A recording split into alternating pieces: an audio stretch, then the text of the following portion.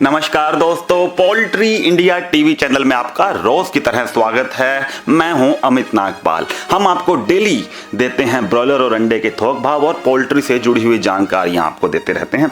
और बहुत सारे पोल्ट्री फार्मर कमेंट करके ये जानना चाह रहे हैं कि ब्रॉयलर फार्म अगर वो अपना बनाए, जो किराए पे हैं, वो जानना चाह रहे हैं कि खर्चा कितना आ जाएगा कि अगर हम खुद का बनाते हैं, और फायदा किराए वाले में ज़्यादा है या अपने वाले में ज़्यादा है। और इसके अलावा लोन अगर लेते हैं तो उसमें हमारे को क्या क्या पैरामीटर पूरे करने पड़ेंगे गवर्नमेंट को, और कितना लोन मिल जाता है, कितनी सब्सिडी मिल जाती है।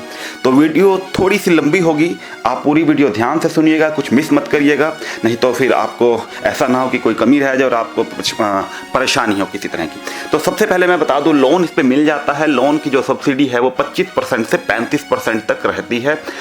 इसकी कंडीशन नंबर 1, आपका जो पोल्ट्री फार्म है वो होना चाहिए रूरल एरिया में, मतलब गांव से पास हो या गांव से दूर हो। आबादी से दूर हो तो वो ज़्यादा बेहतर होता है वो आपके पोल्ट्री फार्म के लिए, क्योंकि आप आबादी में अगर पोल्ट्री फार्म बना देंगे तो आने वाले वक्त में क्या होगा, वहाँ अमोनिया गैस बनती है, और वो गैस बनेगी तो इससे जो है पोल्ट्री फार्म के आसपास के जो लोग हैं उनको परेशानी बहुत ज़्यादा होती है गैस से, और मक्खियाँ भी बहुत हो जाती हैं। तो मक्खियों की परेशानी वो कंप्लेंट करेंगे प्रशासन को, तो आपका पोल्ट्री फार्म का जो प्रोजेक्ट हो सारा ख़राब हो सकता है, वो खटाई में जा सकता है, तो इसका कोई फ़ायदा नहीं। तो पहली बात तो आपको ये ध्यान रखनी है। दूसरा, सब्सिडी 25% से 35% क्यों है? 25% अगर आप जनरल कैटेगरी से हैं तो 25% है, और अगर आप SC या BC क्लास में हैं वो आप एक बार बैंक मैनेजर आपको बता देगा, उसमें 35% तक भी मिल जाती है। अब इसके बात करें कि लोन लेने से पहले आपको क्या करना है। सबसे पहले तो आपका पोल्ट्री फार्म जो बनाना है उसमें आपका खर्चा कितना आएगा, प्रोजेक्ट रिपोर्ट आपको देनी होगी बैंक में। अब प्रोजेक्ट रिपोर्ट देनी है तो बनाएंगे कैसे प्रोजेक्ट रिपोर्ट? सबसे पहले आपको खर्चा बनाना है, एक पेपर पे आप नोट कर लीजिए। मान लीजिए आपने प्रोजेक्ट बनाना है 10,000 बर्ड का, आप 1,000 बर्ड का भी बना सकते हैं, लेकिन मैं 10,000 का बता रहा हूँ। 1,000 करेंगे तो खर्चा आपका 10वां गुना कम हो जाएगा।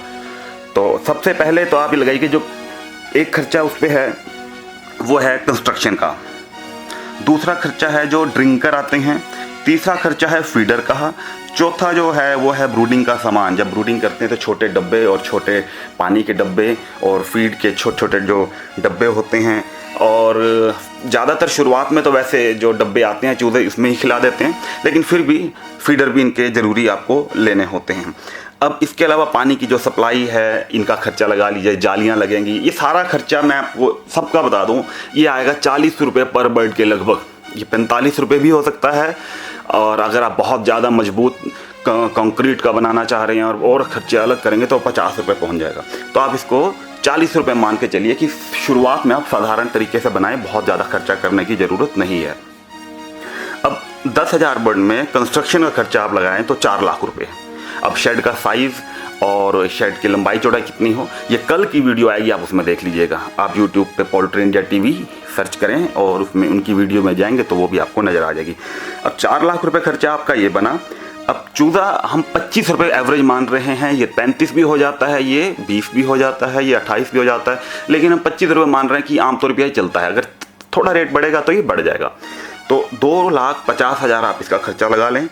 और फीड आप ये लगाएं कि जो फीड की कॉस्टिंग है आज के टाइम पे, हम ये मानते हैं कि कुछ बर्ड आप तंदूरी बेचेंगे, कुछ बर्ड आप मोटा करके बेचेंगे, तो आपका कम से कम 60 रुपये का आप एवरेज लगा लीजिए कि फीड आपका ये लग जाएगा। तो आप 1 लाख रुपये 10,000 बर्ड में आप एक्स्ट्रा मान के चलिए, ये आपके पास एक्स्ट्रा रहना चाहिए। क्यों?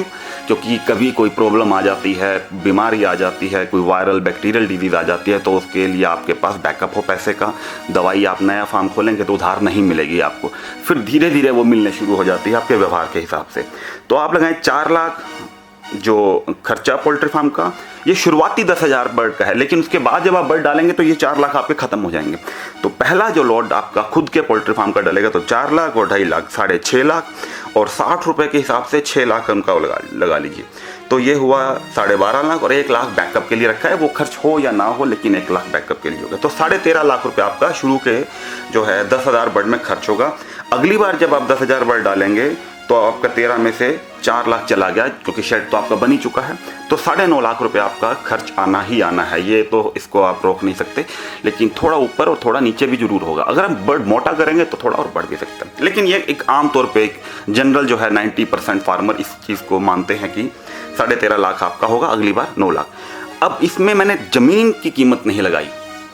अब आपका पोल्ट्री फार्म जो बनाना है, इसमें आपका जो 10,000 बट का है, तो ये 10,000 स्क्वायर फीट या 12,000 स्क्वायर फीट फार्म इसका आपका हो। अब बनाना कैसा है, डिजाइन है, वो अगली वीडियो में हम आपको दे देंगे। अब लोन के लिए प्रोसीजर, ये आपने प्रोजेक्ट बना दिया, फीडर, ड्रिंकर और ये सब चीज़ों का खर्चा आपने देख लिया, और आपको एक कोटेशन लेनी है। कोटेशन मतलब फीडर वाले के पास जाएंगे, इसको बोलेंगे कि 10,000 बर्ड के लिए मेरे को फीडर चाहिए, कोटेशन बना के दे देगा कि एस्टिमेट खर्चा इतना आएगा, जिसको परफॉर्मा इनवॉइस कह लें वो आपको दे देगा, या जो भी एक कोटेशन देगा। ड्रिंकर वाला आपको अलग से कोटेशन देगा। पोल्ट्री फार्म जिसने बनाना है, जिसने ठेका लेना है बनाने का, वो भी आपको एक लिखित में कागज़ पे दे देगा कि इतना खर्चा आपका आने वाला है। सीमेंट वाला आपको बता देगा कि इतने सीमेंट के कट्टे आपके लगने हैं, तो ये आपको वो मिस्त्री बता देगा इतने आपके कट्टे लगेंगे, आप उसमें से 50-100 कट्टे एक्स्ट्रा मान लीजिए, उनकी कोटेशन भी आप ले लीजिए। तो एक लम सम आइडिया आपके पास आ जाएगा। वो सारे जो कोटेशन के पेपर हैं आप बैंक मैनेजर के पास ये दिखाएंगे कि मेरा ये पोल्ट्री फार्म बनना है, ये मेरी ज़मीन के कागज़ हैं, इस ज़मीन के ऊपर बनना है।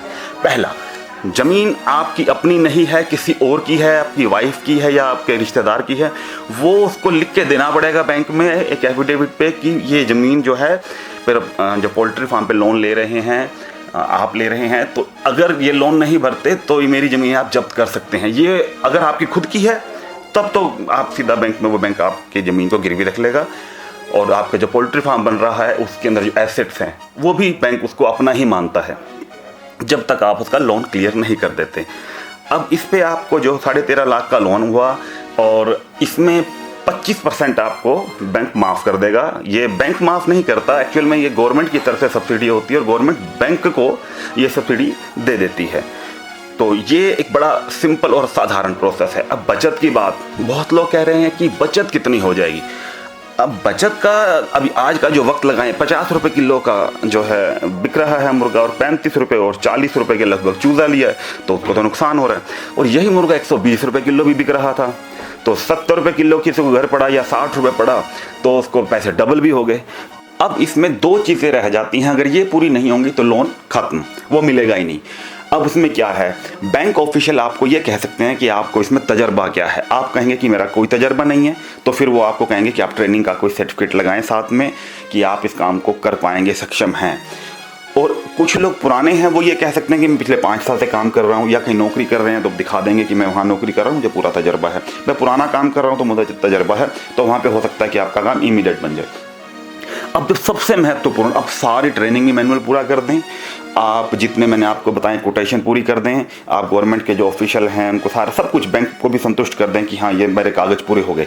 बैंक मैनेजर भी कुछ आपको गाइड करेगा, लेकिन अंत में अगर आपका रिकॉर्ड की जिसे सिविल रिकॉर्ड कहते हैं, अगर किसी भी दशा में आपका सिविल रिकॉर्ड ख़राब पाया गया, या आपने पहले कभी किसी बैंक के साथ डिफ़ॉल्ट किया है, या कभी किसी छोटा मोटा आपने लोन लिया और नहीं भरा हो, अगर आप डिफ़ॉल्ट श्रेणी में आ गए, तो बैंक मैनेजर के पास पूरा अधिकार होता है कि वो आपके लोन को कैंसिल कर सकता है। हो सकता है गवर्नमेंट की तरफ से जो फाइल आनी है वो बैंक में पहुँच जाए कि इस व्यक्ति को लोन दे दीजिए 20 लाख का, 50 लाख का, 1 करोड़ का या 15 लाख का। वो फाइल बैंक में पहुँच गई, बैंक मैनेजर उसको रिजेक्ट कर सकता है अगर आपके पास कोई रिकॉर्ड पुराना ख़राब आपने कर दिया है। और फिर आप चाहे इसकी सीएम विंडो पे या इसकी किसी भी राजनेता को या नेता को जितनी मर्जी आप अप्रोच लगा लें, जो पावर बैंक मैनेजर ने के पास है वो उसको कोई भी कुछ भी नहीं कर सकता। मतलब अगर कोई व्यक्ति ये कहेगा कि मैं इसका लोन भरूंगा, तब भी वो हो पाना नहीं है।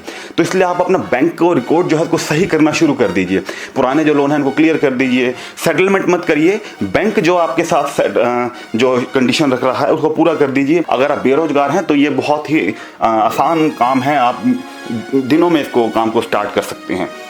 अब स्टार्ट होने के बाद टेक्निकल ट्रेनिंग के लिए डॉक्टर्स हैं, वेंकी इंडिया लिमिटेड बहुत बड़ा ग्रुप है, हिंदुस्तान में बहुत अच्छी सर्विस दे रहा है वो।